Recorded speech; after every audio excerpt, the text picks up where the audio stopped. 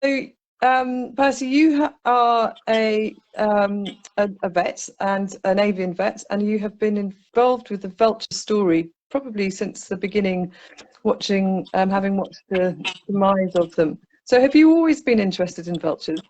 Yeah, so to a great extent, I have been so interested in vultures for sure, carnivores in general. So it's been quite a fascinating journey as such, looking at these magnificent birds, especially because I am Zoroastrian by religion. So earlier it was a concept that was built into me that they are harbingers of death, and maybe we should not look at them or something like that. But then in the 1990s, as the decline started, the intrigue increased, I guess, and that's how we were able to get some more knowledge about these beautiful birds, and I had a wonderful opportunity of working with them.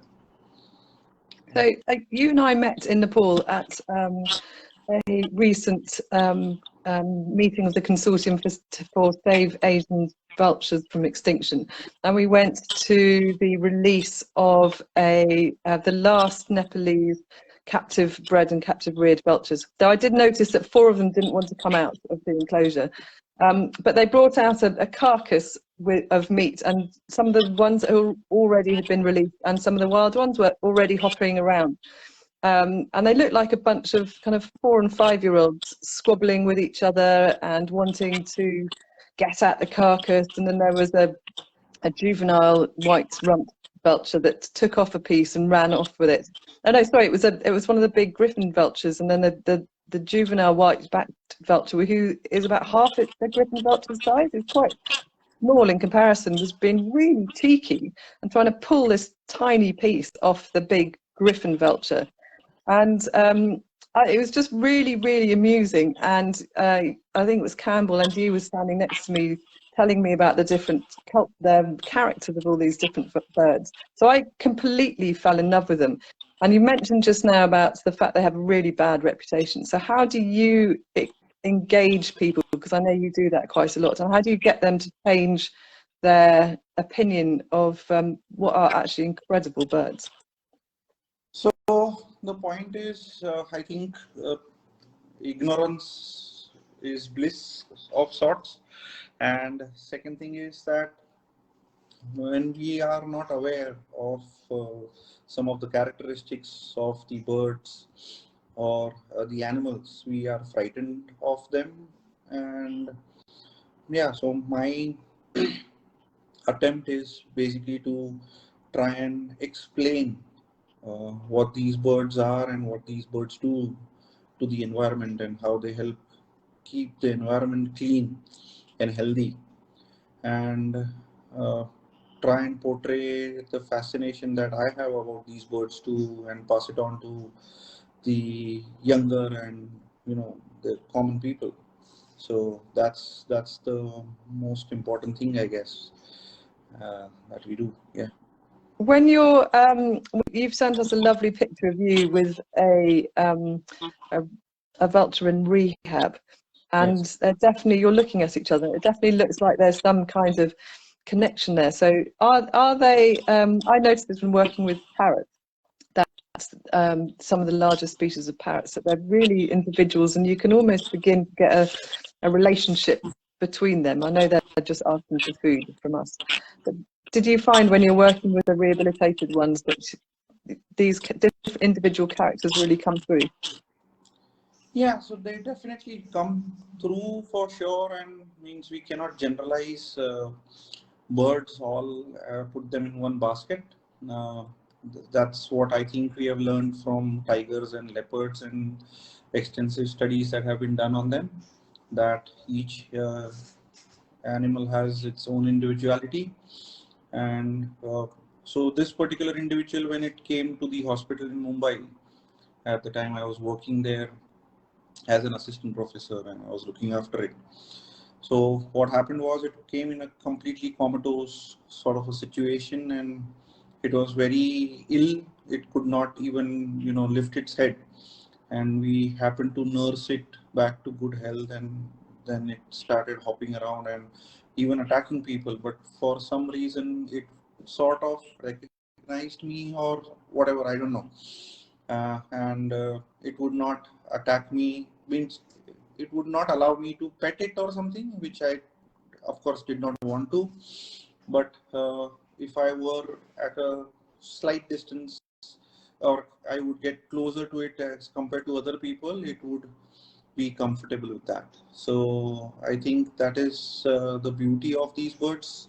They recognize that people are trying to help them, and they definitely do recognize individuals as well. So yeah, it was a very fascinating and a good learning experience as well. Mm. You've lived through an amazing episode in Mumbai with this very common species that just disappeared within 10 years. And I know it took a bit of time for people to realise, because there were so many of them, that that the numbers were halving. You go down to from 40 million to 20 million in a year. I mean, that's massive numbers. They're still huge numbers. And I guess it's a bit like if the pigeons all disappeared from London, we'd think that was a bit odd, but you wouldn't notice immediately. But so what have you seen in Mumbai, having lived in Mumbai through that period, the change in I don't know, ecosystem functions and people's attitudes towards them? So as far as Mumbai is concerned, I don't think they were seen as often in the city as such, apart from the Towers of Silence, which is again in the heart of the city, but it's a very nice wooded area. And I'm sure that they were seen in the RA colony, which is in the suburbs and which is adjoining to the Sanjay Gandhi National Park. And I remember that I don't remember seeing them on the road, but there was like a tannery, and I think there is still a tannery just outside the outskirts of Mumbai. It's called Kora Kendra, I believe. So there you would see large congregations of vultures, and they probably would even come onto the road or something like that. Right now, I think you see a lot of kites there, but no vultures as such. So means even though they are large-bodied birds and they seem quite ferocious and dangerous, or to a great extent, they never, I don't think they ever created a problem or a ruckus, or went and troubled anyone at all. So the gyp species are what we call as the obligate scavengers. So they are known to not kill or harm any living organism at all. So they'll wait for maybe 19-20 days without food until they find the next meal, which is probably a dead carcass. So yeah. They've got the wrong kind of feet, haven't they, to hunt? So most of the other birds of prey have got those huge claws and Yes. can grip downwards. Yeah. I know that you've said somewhere that their feet are better designed for walking rather than for grabbing prey that's running away from them or flying away from them. So yeah, they're absolutely wonderful. So when we met in Nepal and subsequently, we've been talking about the need that the veterinary need within India anyway. And I was wondering if you just tell us a bit more about the annual health checks that we've just been talking about that's needed this summer, and what they'll actually look like. What are the vets going to be doing? So the point is that because there was such a huge decline in the vulture population, one of the key factors was to try and get as many vultures in captivity as possible, following the outline of the California condors, I guess. And right now what we have is around 8 centers. 4 of them are being run by the BNHS. One is in Pinjore, which is in Haryana. One is in Madhya Pradesh near Bhopal. One is in North Bengal, and one is in Assam. So there are quite a few vultures. If I'm not mistaken, there are around 700 to 800 vultures. So we've just been kicked off the internet. Typical, isn't it? We're just in the middle of a really good discussion, so I'm hoping that Percy will join us again in a minute. So we were talking about the need, how the need has slightly changed, but we still are going to be doing these annual health checks of the captive insurance population that's in India. And yes, you were just about to start to tell us what an annual health check involves. Yeah, so the idea, as I was mentioning, is that there are these birds that have been kept in captivity and for future releases back into the wild. And the whole idea of having the vultures kept across geographic areas with a large distance between them is that we don't keep all our eggs in the same basket. If there is, say, a disease or something that comes up, we don't lose out all the vultures. And having said that, whenever there are these birds, so before the breeding season starts, or much before the breeding season starts, somewhere between July and September, is the ideal time where we look at running health checkups on them. So catching the birds, physically examining them, checking for their health, doing fecal sample analysis, drawing blood, and checking if all the parameters come up as healthy or otherwise. And if so, it's basically a routine health checkup that is done. A routine cleaning is done of the aviaries as well, so that we ensure that there is no bacterial load or something that is being built up there. And along with that, it's also like a preventive thing. So if you find a vulture is not doing too well, then we can separate it out, put it into quarantine, and follow up on it. Because as you know that majority of these wild birds, they mask their symptoms, so they will not show that they are unwell, and because that is something which is contradictory to, that will be very easy for predators to spot them and try and hunt them down. So considering all of that, what happens is that we try and maintain it as natural as possible, and along with that we look at making sure that everything is hunky-dory and they are ready for the breeding season as such. Yeah. And are they, I guess it's a very good time and place to train up new or avian vets that might have a bird of prey experience but don't have experience, particularly with vultures, so that we can create this network of vets. Well, that's what we're trying to do, isn't it? To build up a network of vets that have kind of vulture experience across India. Yeah, so nowadays there are a lot of vets who are interested in avian species. There are a lot of vets who are, interested in wildlife, exotics, so on and so forth. So if we can have them be trained and use their expertise and they can contribute in this noble cause, then it would be a very, very helpful, not only for the vultures right now, but even in the future. So people get trained about that. So during the kite flying festival, when a lot of birds are injured, there are a lot of people who go there. Even vet students go there from Mumbai for sure, and they come from across the globe, I guess, and they get hands-on training in rehabilitating these birds, and that's a wonderful experience. Yes.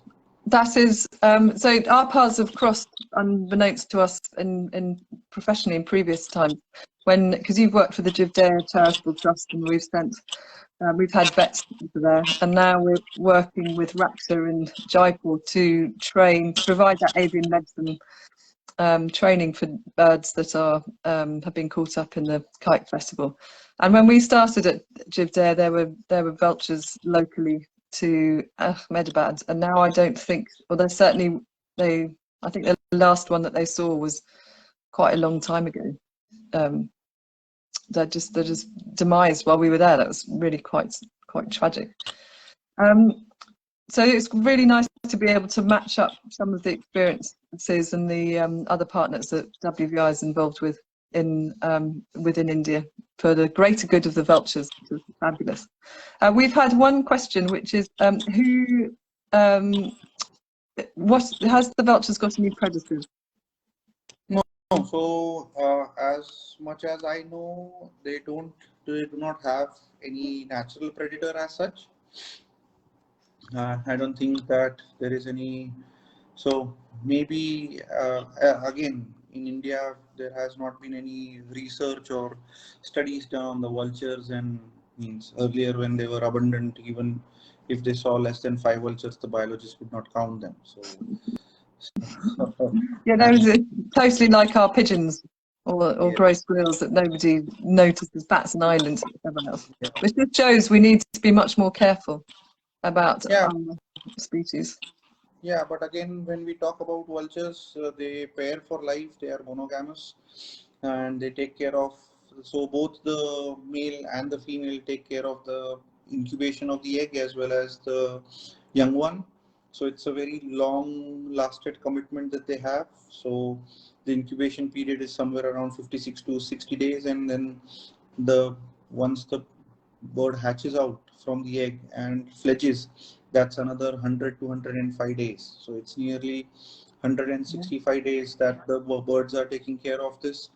And if you see what has been seen is that, or observed, is that when one of the parents leaves, the other one is taking care of the young one, especially in the initial stages. And if there would be, say, mortality which would happen because of the toxic NSAIDs, not only diclofenac, but there are others that we know of. So then the chances of that young one surviving would be reduced quite a lot. And that is, so we have seen even in Nepal when we went, we did see some of the crows harassing a few vultures and, pulling on the feathers and stuff like that. So I'm sure that if they get an opportunity of hunting down a chick, they would not let go of that opportunity. So you kind of forget about that collateral damage that you maybe at one carcass you see 400 or 500 birds who've died, and then you don't appreciate the fact that most of them have probably got chicks. So that's another 400 or 500 possibly chicks that have gone on an entire season's worth of chicks. So they and then there'll be a number of years before they can come back together and pair up and start producing chicks again. So it's very slow reproduction. yes, so they will start breeding at the age of 6 or 7, if I'm not mistaken, and they will lay one egg maybe a year or in 2 years, depending upon the availability of resources that they have. So what I always say is that reproduction in the wild is a luxury. It's not a necessity. It's basically how many resources are available and whether they will be able to utilize those, and for a successful nest kind of a thing. So it really is true that every individual really matters when the numbers are as low as they are at the moment. Yeah, definitely. So we're in the middle of this fundraising campaign where every pound that gets donated gets doubled, and some of the funds that have been raised will go towards the what I've termed the Vulture Veterinary Network that we're trying to build up. So could you just very briefly say how WVI supports for this network will help? Yeah, so one of the most important things right now that we need to look at is keeping this whole project going.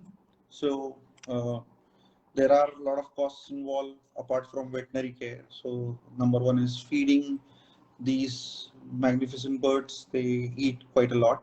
So, and whatever whatever we can take off from the hands of the BNHS or the other sponsors which are looking after, whether it is satellite tagging or whether it is feeding or whether it is looking after the vulture safe zones.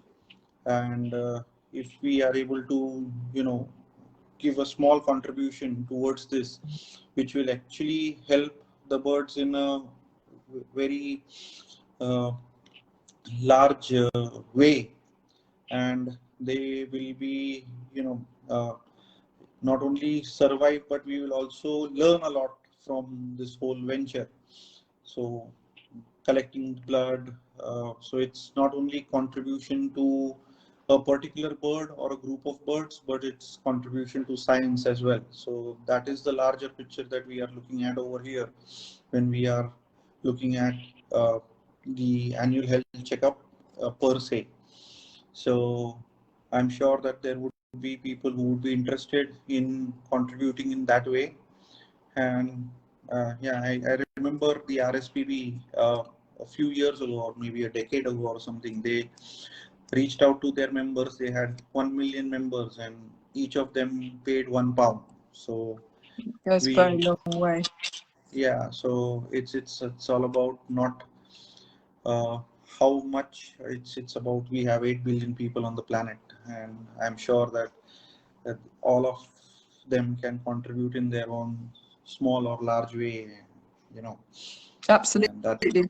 That's If all of our Facebook, our 10,000 Facebook followers donated £1, we'd be able to do huge amounts with it. So, and particularly at the moment when every donation gets doubled. Yeah. And well, the other thing that's really nice about the veterinary network would be to, as we're going to try and bring on some of the younger vets, younger wildlife vets, and just pass all that knowledge, your knowledge, and that of Nick and Amanda and Andy, who've been involved for years, down to the next generation. Yeah. So it's all good stuff. Yeah, and we're very excited to be involved with it all. I'm happy that you took this on. Thank you so much. Well, thank you very much also for coming and doing Facebook Live with us after work, and it's been wonderful, and we'll speak to you soon. Thank you very much, Percy. Thank you. Take care. Have a good day. Bye. Bye.